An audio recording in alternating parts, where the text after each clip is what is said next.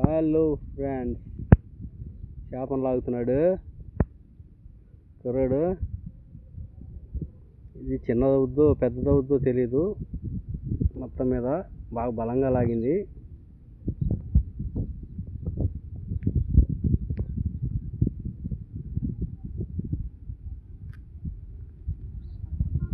బొడ్డదో పెద్దదో చూడు, అసలు ఏదన్నా కానీ తీయాలిగా.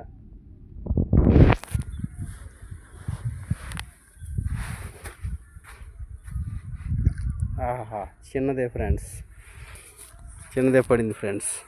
గురు ఏంటి అంతలాగా లాగింది? అది కూత అంతుండే. చిత్రయ్య గారు శంకర్లో పడిందా? సరే సరే.